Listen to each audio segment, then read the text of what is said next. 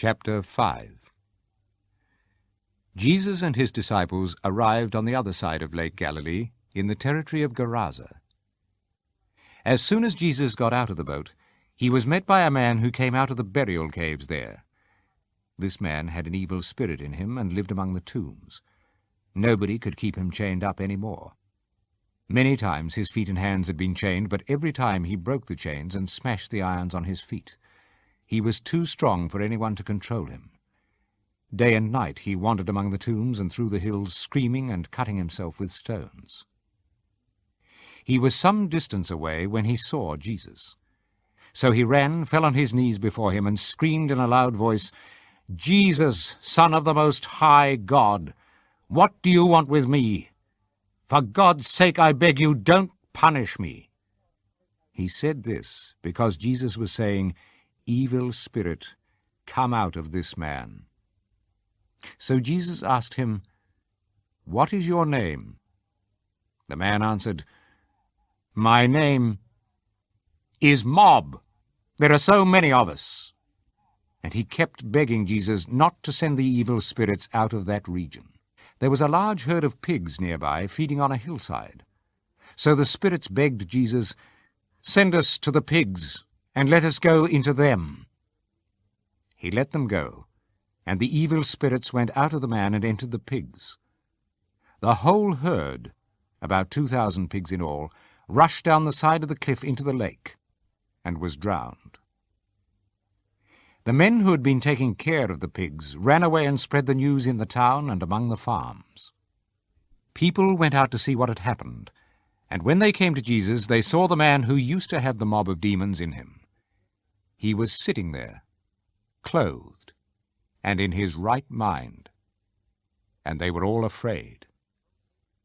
Those who had seen it told the people what had happened to the man with the demons, and about the pigs. So they asked Jesus to leave their territory. As Jesus was getting into the boat, the man who had had the demons begged him, "Let me go with you." But Jesus would not let him. Instead, he told him, "Go back home to your family, and tell them how much the Lord has done for you, and how kind he has been to you." So the man left and went all through the 10 towns telling what Jesus had done for him, and all who heard it were amazed. Jesus went back across to the other side of the lake. There at the lakeside a large crowd gathered round him. Jairus, an official of the local synagogue, arrived, and when he saw Jesus he threw himself down at his feet and begged him earnestly, "My little daughter is very ill. Please come and place your hands on her so that she will get well and live." Then Jesus started off with him. So many people were going along with Jesus that they were crowding him from every side. There was a woman who had suffered terribly from severe bleeding for 12 years, even though she had been treated by many doctors.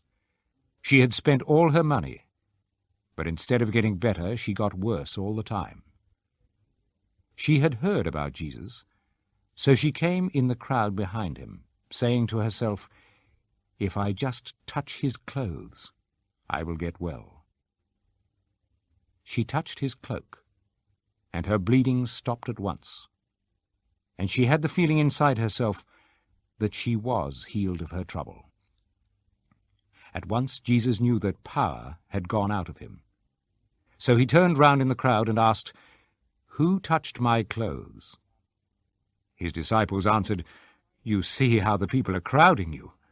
Why do you ask who touched you?" But Jesus kept looking around to see who had done it.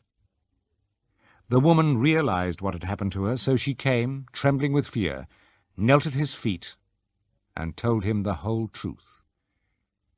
Jesus said to her, "My daughter, your faith has made you well. Go in peace and be healed of your trouble." While Jesus was saying this, some messengers came from Jairus' house and told him, "Your daughter has died. Why bother the teacher any longer?" Jesus paid no attention to what they said, but told him, "Don't be afraid. Only believe." Then he did not let anyone else go on with him except Peter and James and his brother John. They arrived at Jairus' house, where Jesus saw the confusion and heard all the loud crying and wailing. He went in and said to them, "Why all this confusion? Why are you crying? The child is not dead. She is only sleeping." They laughed at him.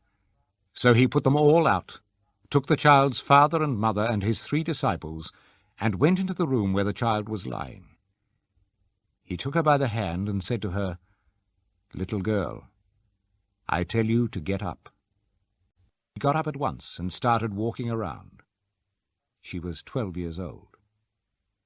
When this happened, they were completely amazed.